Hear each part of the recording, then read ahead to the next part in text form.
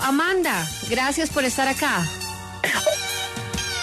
No, gracias a ustedes. Parece que ahora sí lo logramos. Ahora sí, Amanda. Pues no quería parecerme a ti. Y fíjese que su libro nos dio pie para nuestro tema del día, para esos motivos por los cuales queremos pedirle perdón a nuestras mamás, que siempre son muchos en realidad.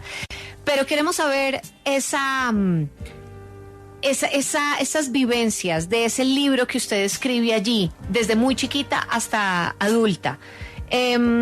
¿Cómo es vivir con una madre con esta enfermedad? Uy, la pregunta es bastante amplia, la verdad. Yo creo que es un tema universal el no querer parecernos a nuestros papás en algún sentido, ¿cierto? En ese sentido no me siento distinta de otras hijas u otros hijos.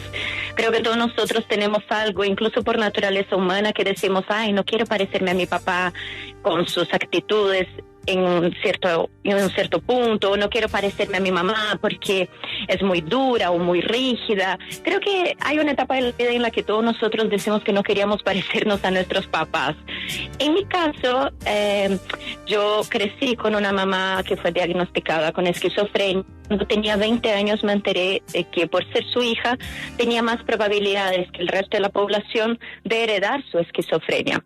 Y eso me metió en un frenesí de mucho miedo en un principio y un temor que yo les diría que me llevó a equivocarme mucho y tener muchos estereotipos sobre la esquizofrenia. Es más, yo decía que no quería parecerme a mi madre solamente por ese diagnóstico, lo cual me parece muy poco sano, porque mi madre es mucho más que un diagnóstico. Hoy, 10 años después de ese miedo que tuve, logro ver eso y logro darme cuenta de que fui muy dura con ella y fui muy dura en ese análisis, y creo que logro mirar lo que fue mi vida con mi mamá como lo que es la vida con cualquier otra madre, pero con estas particularidades propias de lo que fue su esquizofrenia. Sí, su libro tiene muchos aspectos científicos y sociológicos. A mí me llama mucho la atención la parte de cómo se aborda también de pronto esos prejuicios, esos estereotipos que rodean la enfermedad, la esquizofrenia. ¿Cómo fue encontrar y mirar más hacia ese lado? La verdad es que fue muy duro el proceso, porque yo recordaba que de chica hablaban sobre mi mamá con mucha condescendencia, siempre diciendo, ¿cómo está Cecilia? ¿Qué pasa con ella? ¿Se está tomando los remedios? Y un poco anulándola como un ser social.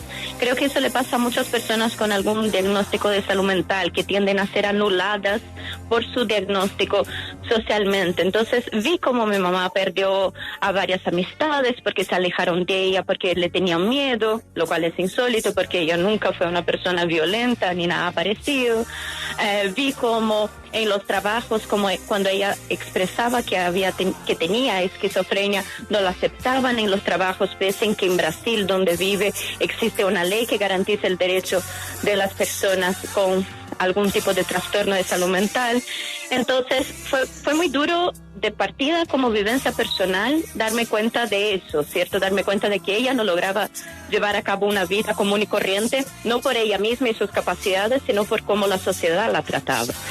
Eso por un lado, pero por el otro, investigando para el libro, porque soy periodista, entré en contacto con muchas personas, tanto del mundo científico, literario, artístico, madres y padres, hermanos, hermanas de personas con esquizofrenia, personas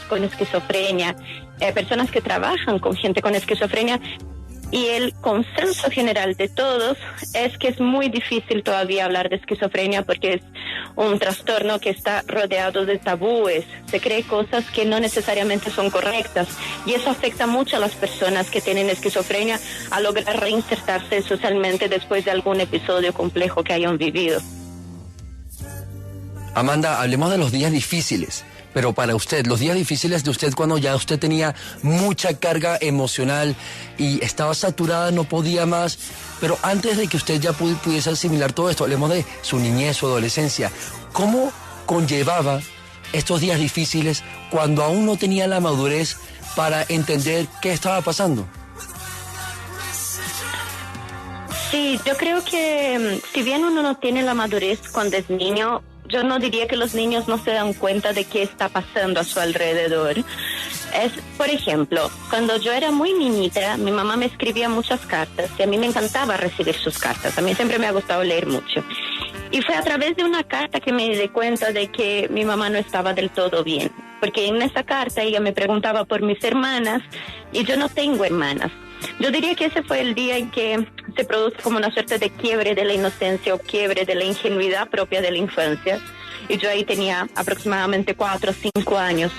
Sí, entonces yo diría que es difícil cuando un niño se da cuenta de que no está todo bien en la casa, pero uno percibe.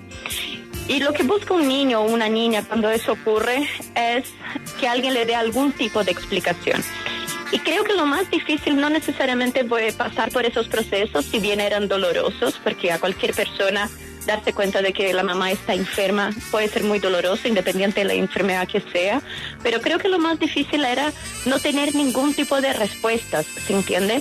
A lo que voy con eso, cuando yo le preguntaba a mi papá o le preguntaba a mis abuelos qué le pasa a mi mamá, nadie me decía, mira, lo que pasa es que tiene una enfermedad de salud mental que a veces le nubla la realidad, pero si la cuidamos con amor, cariño, si la llevamos al psicólogo, al psiquiatra, etcétera, etcétera, va a estar bien. Nunca nadie me hablaba de eso. Y entonces crecer con un gran elefante blanco sobre la vida de nosotros y que nadie hablara de eso, pero que yo supiera que algo pasaba, creo que eso era muy difícil. Porque finalmente uno se da cuenta de que no puede hablar de eso con nadie. Entonces yo no le comentaba a mis amigos sobre mi mamá, no le comentaba a mis amigas. ¿Le daba vergüenza, Amanda? No diría que tuve vergüenza alguna vez de mi mamá, pero sí sentía que había algo secreto. O sea, si mi familia tenía esa actitud como de secretismo con mi relación a mi mamá, como yo como niña no lo iba a tener también, ¿cierto? Entonces pasaba algo muy curioso, pero diría que lo más doloroso fue los periodos en que ella estuvo internada. Y es muy doloroso porque en los colegios hasta hoy nos obligan a todos los niños a realizar el famoso regalo del Día de la Mamá. Entonces me pongo en el lugar de personas que quizás ni siquiera tienen a su mamá alejada, sino que perdieron a su mamá falleció. Obligarlos a hacer un regalo para la mamá es despertar y gatillar todos esos momentos duros, difíciles, y creo que eso es muy doloroso. Por eso tenemos que tener la capacidad de hablar de nuestros temas y que las personas alrededor sepan, al menos tener nociones de qué es lo que nos pasa para poder cuidarnos mejor socialmente. Así es, mire, como lo mencionaba mi compañera al principio de la entrevista, usted fue nuestra inspiración a nuestro tema del día. Y yo quisiera preguntarle, si usted pudiera pedirle perdón a Cecilia por algo, ¿por qué le pediría?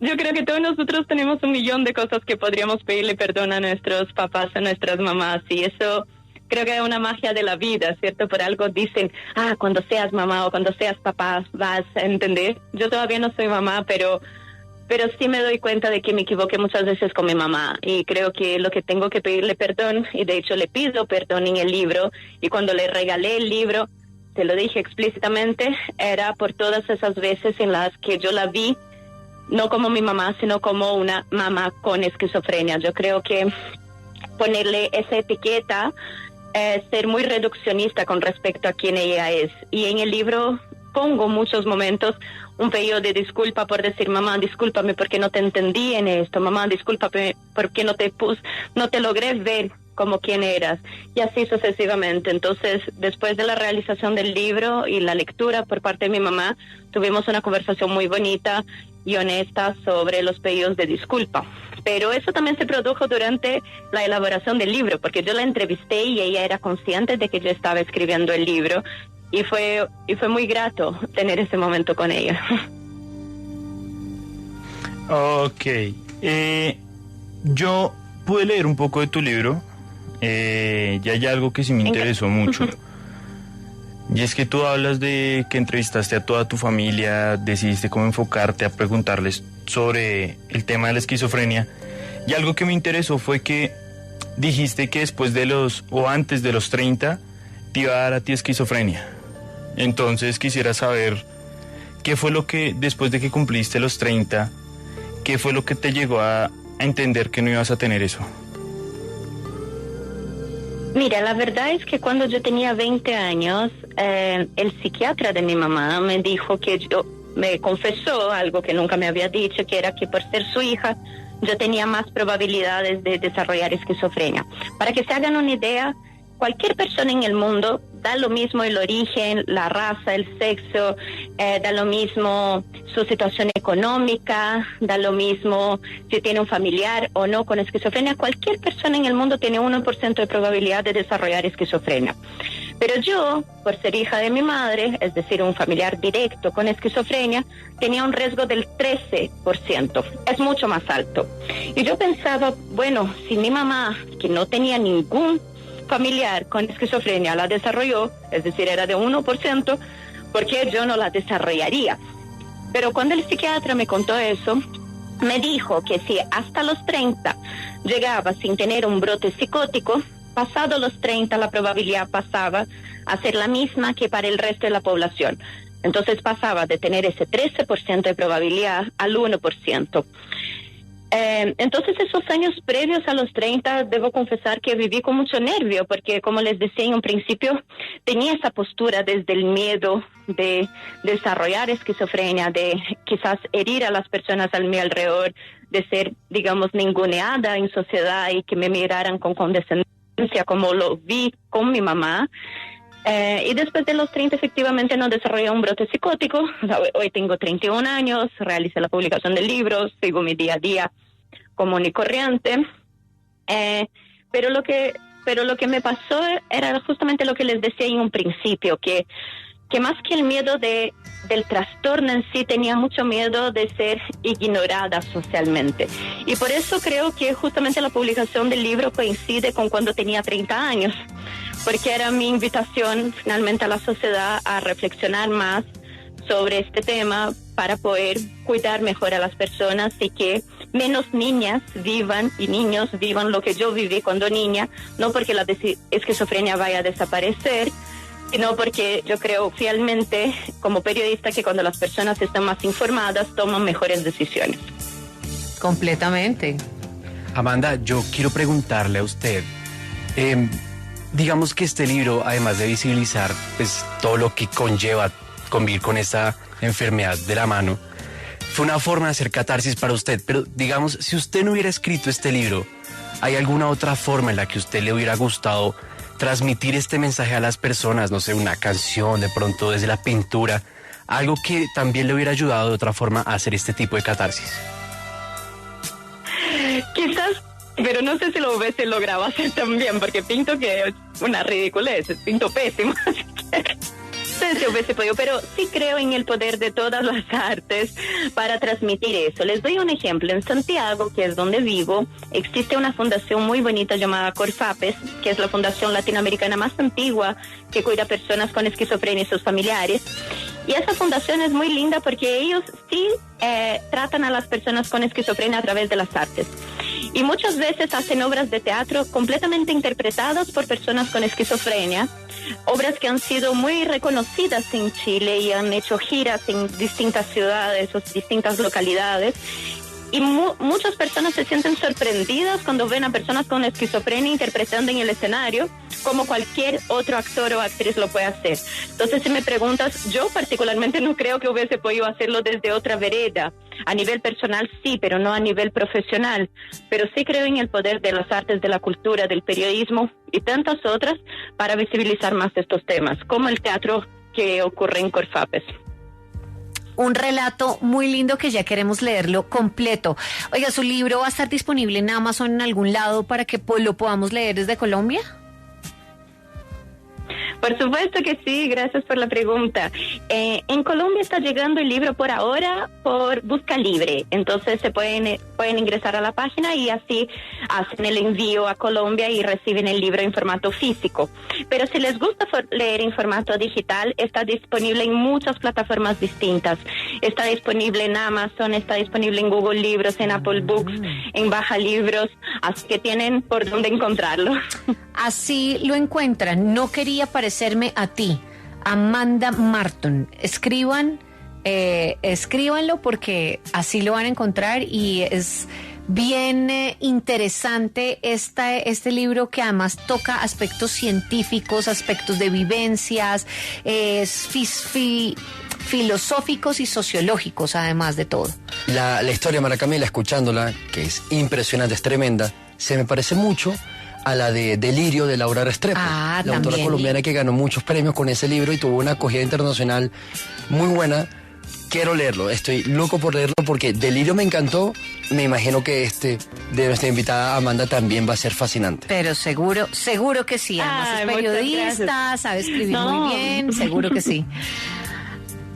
Amanda. Pero ustedes en Colombia tienen muchísimos libros y autores fabulosos sobre ese tema, además del que comentaban de Delirio. A mí me encanta también el libro de Piedad Bonet, Lo que no tiene nombre, en el que él relata sí, la historia de su hijo que también tenía esquizofrenia, Sí. así que Sí. es una muy buena invitación a reflexionar sobre y esto. decidió quitarse la vida. Sí, es un libro muy impresionante. Pues muchísimas gracias, Amanda, le mandamos un saludo, gracias por haber estado acá y haber contado su historia. Chao, chao. Gracias a ustedes, chao, chao.